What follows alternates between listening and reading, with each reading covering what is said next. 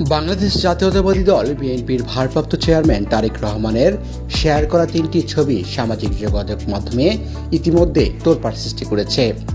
ছবিগুলোতে দেখা যায় তিনি একটি বিড়ালকে মোবাইলে কিছু দেখাচ্ছে, আর সেই বিড়ালটি মনোযোগ দিয়ে তা পর্যবেক্ষণ করছে। পছন্দের প্রাণী বিড়ালের সাথে খুনসুটির এমন দৃশ্য যেন একজন রাজনীতিকের মানবিক ও পশুপ্রেমকে তুলে ধরছে। বুধবার তারেক রহমান নিজেই ফেসবুকে ছবিগুলো শেয়ার করেছেন, যা পরবর্তীতে বিএনপির মিডিয়া সেলের ফেসবুক পেজেও প্রকাশিত হয়। পোস্টের ক্যাপশন ছিল লিডার। ছবিগুলোর পোস্টের পরপরই মুহূর্তের মধ্যে ভাইরাল হয়ে যায়। হাজার হাজার নেটিজেনরা ছবিগুলো শেয়ার করে নিজেদের অনুভূতি প্রকাশ করেন।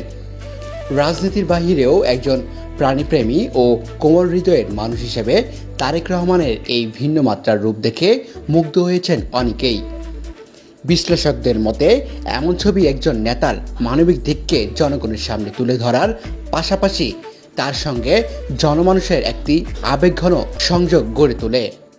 ফেসবুকে কেউ লিখছেন প্রিয় লিডার, কেউ বা আবার লিখছে আগামীর প্রাণীবান্ধব বাংলাদেশ বলে উচ্ছ্বাস প্রকাশ করেন অনেকেই হৃদয় ছুঁয়ে যাওয়া এই মুহূর্তটি লাভ ইমোজি দিয়ে শেয়ার করে বন্ধুত্বপূর্ণ সম্পর্কের প্রতি সমর্থন জানান।